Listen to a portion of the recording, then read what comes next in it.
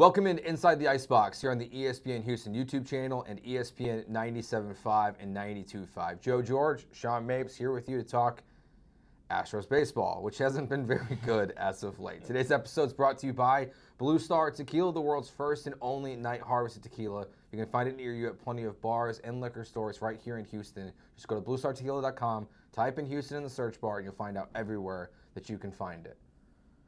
I feel like I need one after a couple of these night games, Sean. The Astros have been struggling. It has not been pretty. They're playing some of their worst baseball. Jeremy Pena is not 100%. He's not been in the lineup. You're not getting great pitching performances. You're even seeing Hunter Brown get touched up a little bit.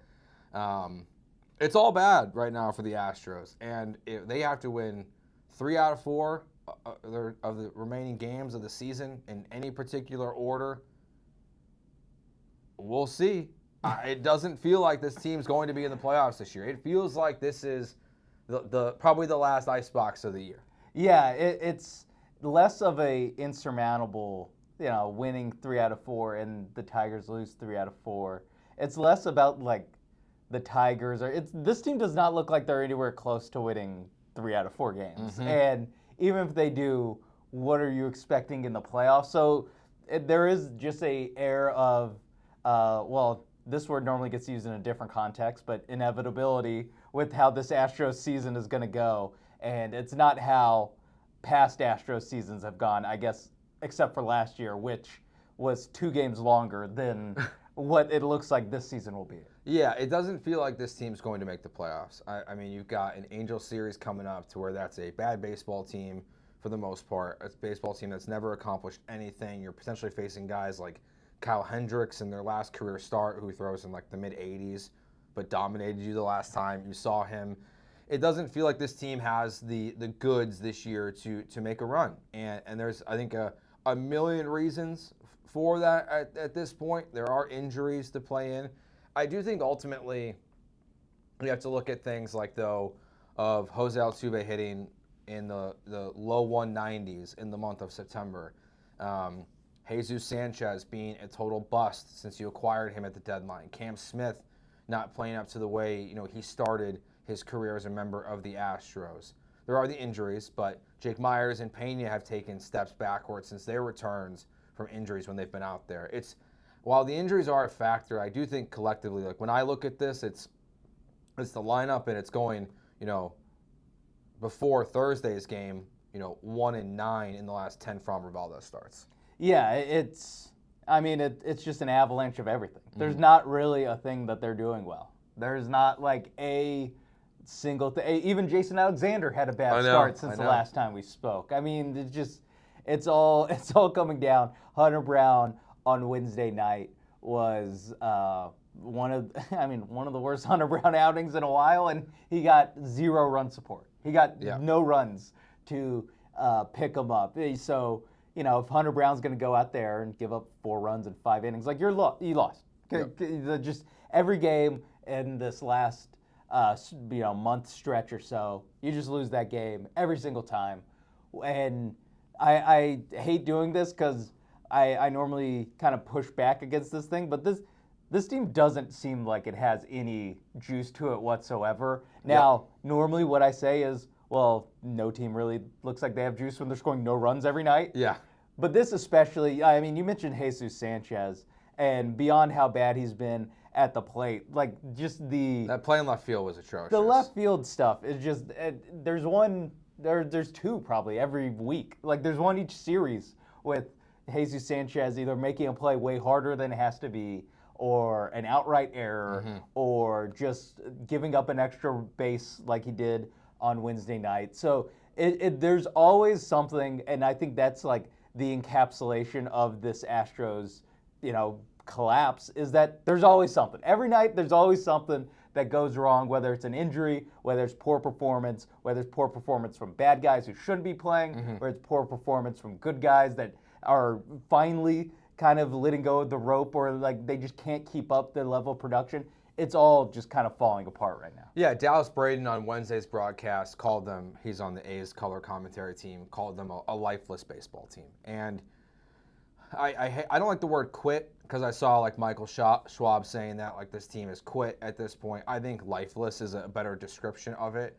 I think, but I see a team that looks lifeless. I see a team that looks defeated by the way that they're playing. That doesn't have the answers on why things are going the way that they are. I think the injuries have caught up to them, and it's shocking still. Like even though like this season has been a grind, to see it unravel in the way that it has is really still surprising. And that's why I don't think the injuries, and we'll get more into it throughout the show, why the injuries are a total pass for me, because there's just so much more that went into it. So I guess this does feel like officially though that the golden era of Astros baseball is over. Yeah. I mean, you can make the case that once the ALCS streak was snapped last season, it's over. But you always leave out the possibly the Cowboys won 3 in 4 years, so there could be a year where you take a step back, but then the show goes on, so to speak. And no, I mean it's less even about the results. It's a lot about the results, but it's more about the way they've gone out this past week, where like they got swept by the Mariners, and one of those games was competitive. They come out and they get absolutely boat raced by the Angels or by the Athletics in 2 games. Like it's just whether it's Hunter Brown, like okay, we need an ace start from Hunter Brown Wednesday night against the Athletics to keep your head above water, and you just don't get it. Nope. You don't get anything from the bats. There is a level of, where in past years you're like they'll find their way out of it. They'll have a good at bat. They'll have a good start. Someone will, especially the stars will step up, and when you need it, Garrett Cole will just have a great start. When you need it, Justin Verlander will have Lance McCullers will throw 20,000 straight curveballs against the Yankees. There's just always a giant performance when you need it the most. This past 2 years, you just haven't gotten it. Yeah, and I think the clutch hits have gone away as well, and even moments like the Jake Myers rounding third when the ball had been caught in the Mariners series, which like who knows? Like that's one of those moments where it feels like if he just goes back to second base and maybe there's more pressure on the Mariners in that moment, maybe there's a choke job, and it revitalizes the Astros season. That to me is where it felt like this season ended. And that is in that game where it's like you have a chance, and the ball is just caught by Robles, and then he gets Myers out, and it's like, well, that's Astros baseball. Like that, that's what Astros baseball has been. It has just not been. You're not getting the bounces even that you need sometimes in baseball. And you're making those mistakes. Like you're making the mistakes that Astros teams used to not make. They used to capitalize when other teams made those mistakes, and if they did make a mistake, they're also just so talented that they could overcome it, and now they can't do it. They just look like a normal team that's falling apart in September. And another reason that it feels like it's over is that you just look around who's playing right now, and this isn't the golden era. The Christian Walker isn't in the golden era. Isn't a golden era Astro. Urias, not a golden. Yainer Diaz, not really a golden era Astro. No. Like Paredes, so many new faces. Jesus Sanchez, absolutely not. Definitely not.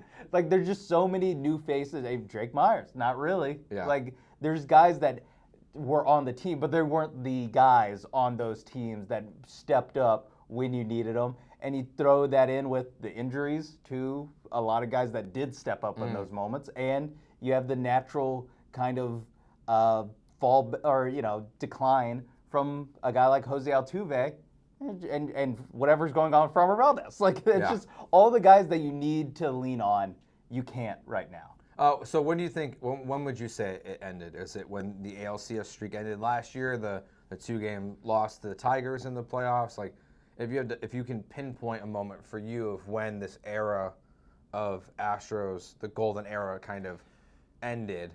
And it's a much different, look, like it's not like this franchise is going away. They're still going to be a very relevant baseball team. We'll talk about that on the show as well. But like, when did like the golden era you feel like end? I think you could say one of two parts of last season. I think you could either say the Game 2 performance in the wild card round against the Tigers, where Game 1, hey, Tarek Skubal, he's just going to do that to you. Like that's one where that's the other team's ace. He's one of the best pitchers in baseball, and you just kind of have to eat that result every once in a while. And then on the go ahead. And you can even go back further and say when they started whatever it was 7-20 in April, that's just not something that you do. And then they dug out of it, but there's just a level of like, a really good baseball team doesn't play like this for the first month of the season. Yeah, I'm gonna give you a specific date. Oh, you ready? Okay. September 15th, 2023. Okay. Athletic headline: Minute Maid Park's batter's eye undergoing changes after players voice concerns. That, to me, the excuse making that started in 2023 with the batter's eye, I look at that as like that's when things were like, I'm like, like I don't love this, because I know there was trash cans at one point. Like, who cares? Not a big deal. Everyone had some version of it. In 17, 18, but then you have 19, 20, 21, 22. We're like, we didn't hear about a batter's eye. We didn't hear about this complaints with Minute Maid Park. And I know it had changed and there was different dynamics, and maybe they did make it worse accidentally, but like, it's, to me, like, it's when the excuse making started to get to the point where I felt it was nauseating. I was like, this doesn't feel like Astros baseball to me. I know the 2023 postseason was obviously much more successful than 24 and 25. I don't think they're going to be there, so it won't even matter. But that's when I'm like, I think that's the moment that I'm going to pinpoint when the golden era ended. And then they go out and they lose all the home games in the ALCS. Like, they go out and they specifically do that thing where it shows a level in my mind of like fragility, like mental fragility of you already have it in your head of like, whoa, we can't hit here because of the dumb batter's eye. Yep. Adolis Garcia didn't have any trouble with that batter's eye. Corey Seager didn't have any trouble with that batter's eye. So yeah, I think that's another valid spot. But to me, the reason I don't go 2023 is just because they were still in a Game 7. For sure, they were. Of the ALCS. Like, that's judging on a very hard curve.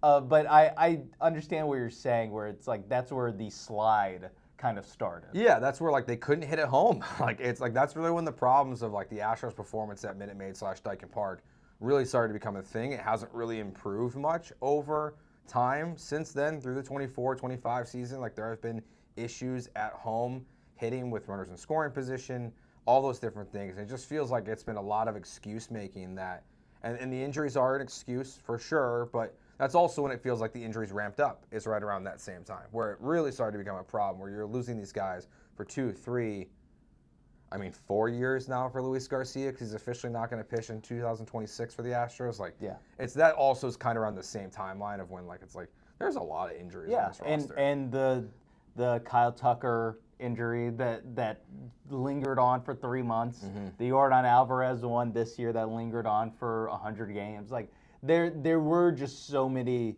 That's another thing, is just the injuries and the way they handle it just seem to have gotten worse. Yes. Like, whether it's the rate of injuries or how fast they return from those injuries, like, that's another spot where you see the slide back into you're just another organization. Yeah.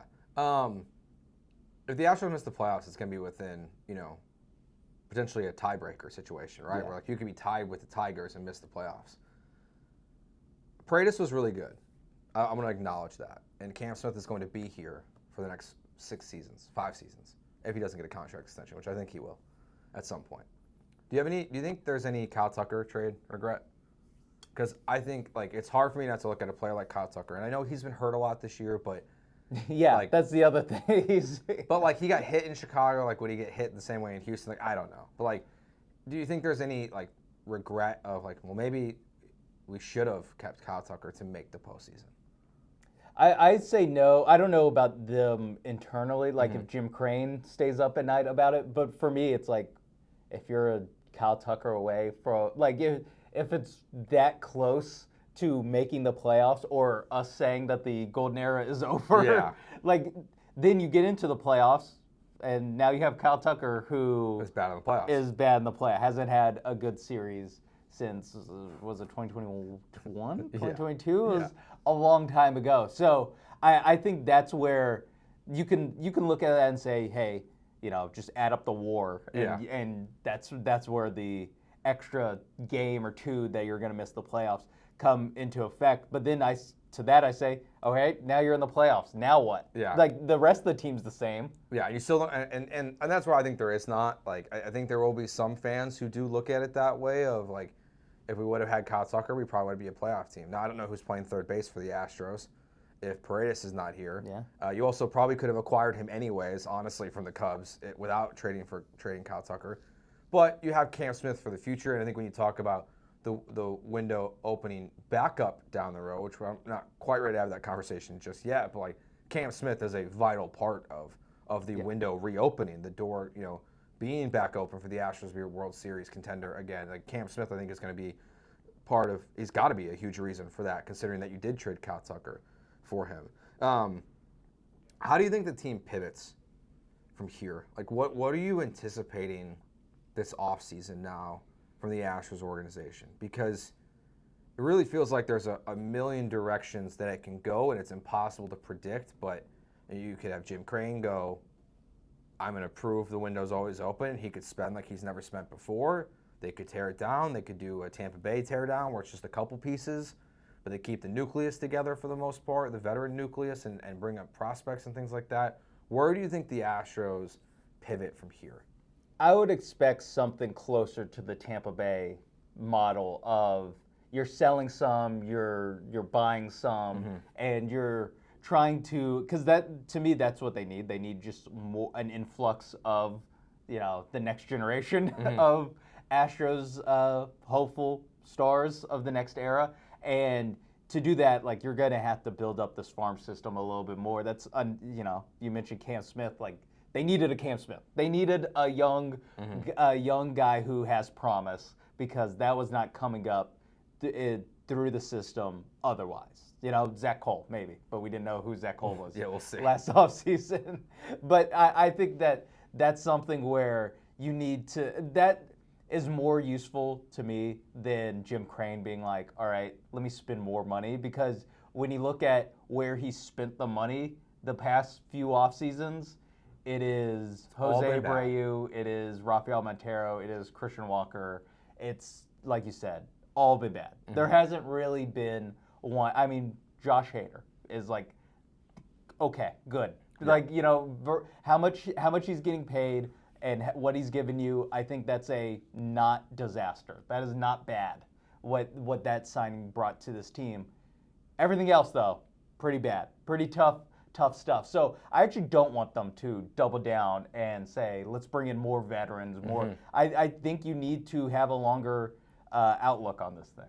Yeah, I think the first thing I'm doing is I'm trading Christian Walker for whatever I can get from the lowest level prospect and having to eat some of the money. Like, I am moving on from him. I'm putting Isaac Paredes at first base, and I'm going Correa, Pena, Urias, or Dubon, or maybe even someone else. I kind of like Urias, though, to be honest with you, as the everyday second baseman. It's not perfect, but I think it's serviceable. And Paredes at first base. Altuve should be the full-time left fielder or DH next year exclusively. You have Jake Myers in center field. You have Cam Smith in right field. So I'm moving on from Christian Walker. I'm definitely trading Jesus Sanchez. Get him out of Houston. That's a brutal trade. I don't even need to trade him. Just get him out. Yeah, I don't think he will be on the roster next year. So the splash moves, I think, like where they pivot. I think it's Yiner. I think Yiner's the one where like he gets moved this offseason and they go in a different direction at the catching position. And I think even though the ABS system is coming in, it's only 2 challenges in a game, so like it's not like it's going to be super important. But he still has the highest chase rate in all of Major League Baseball this year. That has not improved. But I think you can move him, replace him, and get something in return that's positive for this team in your rotation. Yeah, that to me is Yiner Diaz, as far as guys that you wouldn't think are, I guess, up for sale. I think he is the most likely, or in my eyes, the most beneficial, because he still is young enough to get you something. Like Christian Walker, it might not be a full Carlos Correa Minnesota Twins sell job that you're going to have to pull where it is just like, hey, we'll take whatever, we'll take a 27-year-old in single A, like we don't care, just get this guy off our team, off our payroll. I don't think it's quite that, but you're not going to find the next, Cam Smith. You're not going to find the next big contributor on this team by trading Christian Walker. So you will have to make a decision on whether that is Diaz, Paredes. It could be you're choosing Paredes to trade Paredes over Walker. Yep. It could be Yainer Pena. It could be one of those type of guys. I think Yainer is the one to look at just because the bar for acceptable catcher play is easier to find than shortstop. 100%. I don't think they're going to move on from Hunter Brown this offseason, regardless if they make the playoffs and even make a miraculous run, which I don't think they're going to do. But at this moment, like all possibilities are still on the table. We can't actually rule that out. Yeah. That is technically possible. The one guy I would trade this offseason, though, you mentioned him already. Josh Hader? I think I would trade Josh Hader this offseason. I mean, closers are one of the hottest commodities in baseball. And I think if you put a notice out there at the winter meetings that 3 years of control for Josh Hader is available on the market, and I love Josh Hader. This isn't a anti-Josh Hader. It's part of also why I love Brian Abreu. Like, I think Brian Abreu could be the closer for this team next year, and it makes some bullpen problems for you. But the Astros have also shown like they can, kind of like the catcher position, like they can solve those problems for the most part. They can find leverage guys in other organizations. So Josh Hader is probably the big ticket item that I've talked myself into of like, I think it would make the most sense for the Astros to trade him this offseason to help reload their prospects. That's interesting because I would be looking to move off of Brian Abreu more so just because of the amount of work you've put on his shoulders. That's fair. And this is why he'll have less value. It's not just that he's less established as a closer than Josh Hader. He also has less control. So to me, it is more of this is where it's tough to walk the balancing act of want to stay in contention, but also I'm looking to sell because yes, your better player who's under more team control will get you more than Brian Abreu. But I also think that it's easier to find the next Brian Abreu than it is the next Josh Hader, or to make Brian Abreu the next Josh Hader. So that to me is the line of like, that is such a position of value that I'm more okay trying to figure it out with how are we going to get another 8-inning guy than how are we going to either turn Brian Abreu into a 9th-inning guy and still, by the way, need an 8th-inning guy in that scenario, then do that. I guess it would really just depend on how good you feel about the offers that you're getting in return, the package that you can get in return. But just on its face, I am lower on that. And I think if you were to move on from Josh Hader, I think there's a huge caveat with this. I think you also probably have to be having some Brian Abreu contract conversations as well, where like if you're going to make him your closer because of where he's at with club control, you probably also want to make sure he's a more secure part of your future in the bullpen as well. Because you don't want to be in a scenario where you start to get really good again and we've traded away Hader and Brian Abreu is left in free agency. And you're like, well, now we don't have anything at the back end of the bullpen. We have a huge problem here. So, I think one of those two guys, along with Yainer, would be the most like logical for me moves this offseason, where you can find replacements either internally or externally that could be cheap and more affordable and also get you things in return that can really help this baseball team. So that's where I would start. I wouldn't trade Jeremy Pena. I would still be trying to lock him up long term. That would surprise me, honestly, if that they happens. did. Yeah, the Pena move would surprise me. Yeah, I agree. I think either Pena move would surprise me. Actually, him getting locked up or him getting traded would both.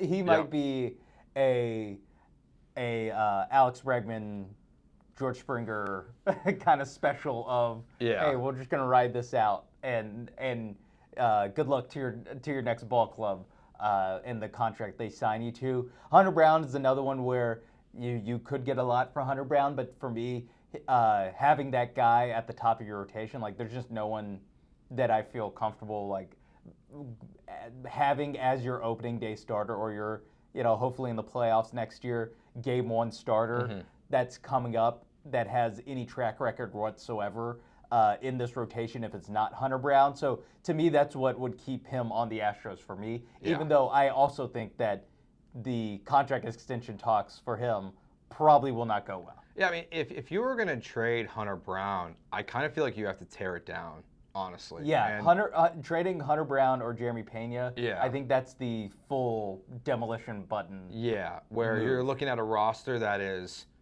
Correa, Paredes, maybe not Paredes. It's probably Correa, Walker, Altuve. It's the old guys. Jordan. It's the old guys, and Cam Smith in right field. And if you trade Hunter Brown this offseason, there is no contention for the playoffs next year. You're not in the position you're in today without Hunter Brown. Like, you're not replacing that guy. You're not replacing Jeremy Pena. Like, Correa could play short. He says he wants to play third base. So, like, could you play Correa at short and Paredes at third and Walker at first? Yeah, you could. And that can still be a pretty solid infield minus Walker. But, like, I just don't think it makes a ton of sense. Like, if you're going to trade one of them, I really think you have to have, like, serious conversations about who is safe, how far will the trades go. Because at that point, to me, the only guys who would really be, like, locked into this roster would be Altuve. Like, I think even if you traded those two guys, I think everyone's essentially on the table at that point. Yeah, it should be, honestly, if you're going to tear it down that way. To me, the only people locked in would be Altuve and the guys that you can't get anything for. Yes. And that's a very depressing outlook on the 2026 Astros, is to go from, the golden era still being alive and well, and hey, 2025, they're the most injured team in baseball, most injured team of all time by some metrics, and they're that close to making the playoffs, and now it is a redux of Carlos Lee and a bunch of nobodies. Like, welcome back. I don't think that's in the cards, because I don't think that's not quite what Jim Crane's all about. I know he did it once. Yes, but that's really not what he's about. He's not about actually doing that, and I think things would have to be much worse for him to having to press that button. Yeah, I do think the TV stuff factors in a little bit here too. They weren't on TV when he did that. You weren't on TV, and now you own the television network. Like, you're really damaging your wallet. I mean, it's not just the stadium; it's the TV, it's the ticket sales, it's the jersey sales. Yeah. Like, it's all of it. And I just don't. I struggle to see Jim Crane. I think he would be more likely to spend recklessly for the first time this offseason and go get Dylan Cease and go get Kyle Schwarber or something crazy like that, and versus blow it all up and start from scratch again. Because also, I don't know if we trust Dana Brown yet to start over. Yeah, I think Dana Brown's done a fine job. He definitely has his strengths, like the rando bullpen arms. Like, he's got an eye for being able to get a half season or a season out of guys that you're investing very little in. But as far as building a baseball team, and some of this is just how Jim Crane operates, where you don't know what exactly is a Dana Brown move and what's a Jim Crane move. Like the Carlos Correa trade, now looking at things where they stand at the end of the season, it's like, did you have to do the Carlos Correa trade? Like, that feels like a move that a different baseball team did, that a move that a team in a different spot should have done, as opposed to now when you look at this team, like we talk about all these future outcomes, no matter what, you're going to have to make a move this offseason in response to trading for Carlos Correa, whether that's trading Christian Walker, whether that's trading Isaac Paredes, whether it's trading Jeremy Pena. Like, you're going to have to respond to that move, and ultimately you did it just so you could miss the playoffs by one game, and it seems like your team is kind of dying on the vine. Yeah, that's a great way to put it. Do you think Joe Espada's going to be the manager next year? I kind of don't. This is really the first time that I've thought that Joe Espada's job is actually in peril, which is funny to say because he's only been the coach for 2 years. I know. But basically, since he got off to the terrible start in 2024, he's been on not the hot seat, but you're always at least 1 week away from having people either tweet or having people call or text the radio show saying, they should fire Joe Espada. Joe Espada is the problem. It's been almost his entire tenure that's been the case, where he's always a bad stretch away from people calling for his job, and now this kind of very thudding failure to your season. I think it's fair to look at it as maybe they do need a new voice in this clubhouse. I think they're going to have a new voice in the clubhouse. And I don't think people are going to like it. Oh, God. I think I want to let's think back just to the process, right? He was here. Why wasn't he just handed the job? He wasn't handed the job. They went through a full interview process. Yeah. After Dusty. After Dusty. Yeah, because he was here before Dusty too. But after Dusty. Remember who else they talked to and who was being reported? No, I actually don't remember. Brad Ausmus. That's my official prediction. Is that Brad Ausmus is going to be the manager of the Houston Astros in 2026. And I told you, people aren't going to like it. They're not going to like it. But the fact that there was even conversation or reports that the Astros were considering it, and at one point for GM as well for Ausmus, like that's there's some kind I'd rather him be the manager than GM. But go on. But like there's an infatuation there. I think it starts with Bagwell and this, the inner circle. The inner circle that doesn't seem to have as much of an impact anymore. But like, I think that those guys are going to have a voice again after this season. And I think Jeff Bagwell and company are going to tell Jim Crane that Joe Espada is not the guy and Brad Ausmus is. I think that he is going to be the manager next year. And it won't even be a Dana Brown guy. Like, I think it should be. Like, if they want to move on, that's fine. Dana Brown should have control. I don't think it will be a Dana Brown guy. I think it will be a Jim Crane guy. Brett, really what managers have to do. I know, but people are still going to hate it. Yeah, people are going to hate it, and you saw my reaction to it. It's like, I'm not thrilled. But there is a level of, I think people do overreact. That's why, basically, until 5 minutes ago when you asked me if should he be the manager, should Joe Espada be the manager, I'm just like, everything that's gone wrong with the Astros, I have a hard time pinning on Joe Espada because so much of what the manager does is just have to manage the clubhouse. Mm-hmm. Like that is, you manage the clubhouse more than you manage on the field nowadays as a manager. Like you have the deployment of the pieces handed to you. Mm-hmm. You have all okay, in this matchup we're going to go with this bullpen arm, and this matchup we're going with this bullpen arm.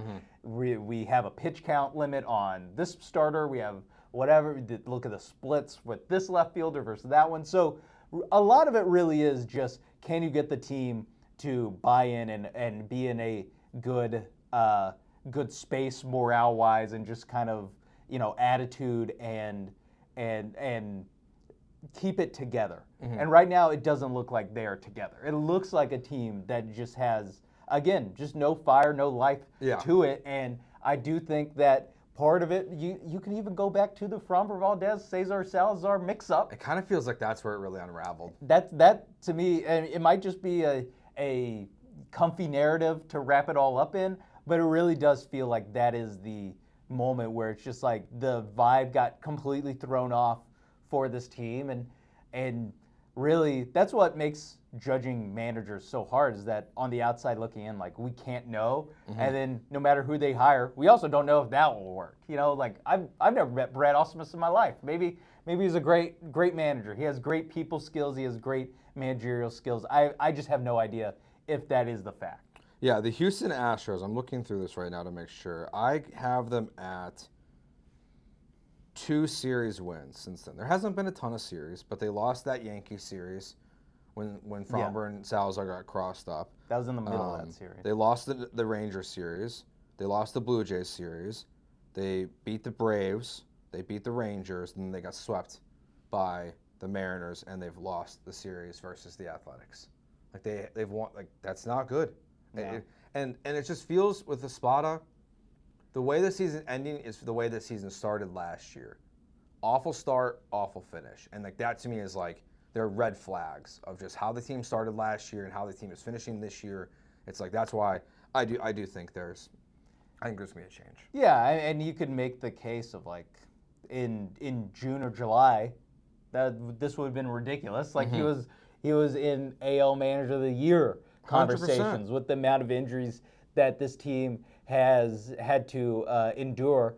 But like you said, the start of 2024 and the finish of this year, like, to me, has nothing to do with the injuries. Like, no matter how many injuries you have mounting, like the lineup that was on the field against the Athletics, the lineup that was on the field against the Mariners, they should produce more runs. They absolutely. Like, this just looks like a team that has let go of the rope, whether it's Framber Valdez even before the mix-up, but especially after the mix-up, whether it's the Hunter Brown start against the Athletics where it just looked like he just didn't have it. Like, he went out there and was bleh the entire time. These things just can't happen when you're in a pennant race or when you're in a division, now just a wild card race, and every game matters, and you're having performances that are just absolute no-shows. Yeah, it's been brutal. I mean, again, what you're saying, like with all the injuries in the pitching staff, like it's the lineup that I feel like has let you down the most this year. Yeah, like absolutely. There's been no one in the lineup that's been Jason Alexander. No. I mean, it was 2 games of Jesus Sanchez. Yeah, like, and that's it. All right, final thoughts here. Just in general, whether it's a word you want to use or anything, how are you feeling about this Astros season? Is it a failure? Is it just disappointing? Is it depression? Because I think for a lot of Astros fans, it's the depression category. Yeah, I think it's like shook. Yeah, because this is the good word. This is the first time that the air of inevitability has really been shaken. Like, it's the first time that it's like, whoa, they actually they did what the Mariners normally do. They you just got a taste of what being a Mariners fan is like, and that is in a big spot in a big series, coming off a sweep of the Texas Rangers. Now you get the Mariners coming to your house, and you absolutely crap the bed. And that is normally, the shoe is normally on the other foot. You're the one who knocks normally. You are the danger. And now you're just any other team. And that kind of air of exceptionalism that you had watching the Astros, like, there's no reason to have that in 2026. Yeah, I think at this point, for me, it's just bummed. You know, that's another good one. It's a bummer. It's a bummer. It's, you know, we might have to do like stages of grief for the Astros, like where people are at, because I think everyone's going to be kind of all over the map. But I'm just bummed, like, to see this run. I told this story on the air the other day. This is the first time that I'll be doing local sports radio in Houston, in which the Houston Astros are potentially not in the playoffs. I've been doing local sports radio since 2017, starting in August, like right before Harvey and right before they won the World Series. And like, this is the first time where there's a chance that we're going to come in on Monday and it's going to go, they're not in the playoffs at all.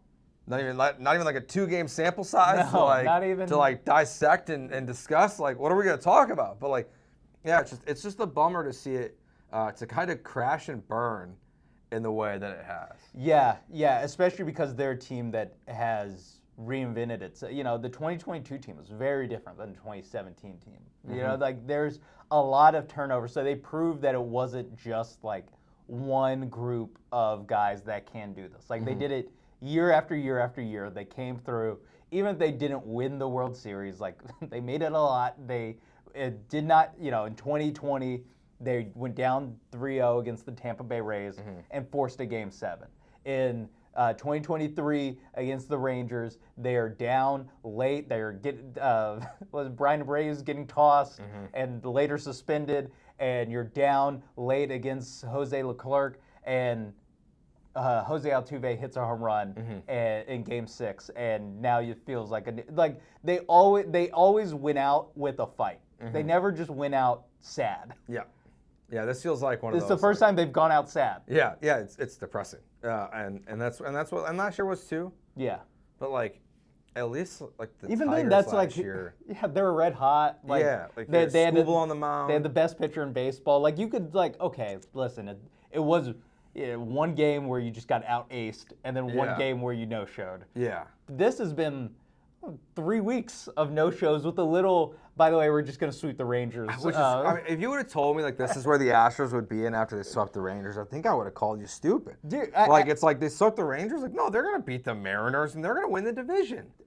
I've done inside the icebox 3 times now. Maybe it's your fault. No, because one was sad and depressing. Yeah. The other one was, they're good. Yeah. they just swept the Rangers. Yeah. They're good.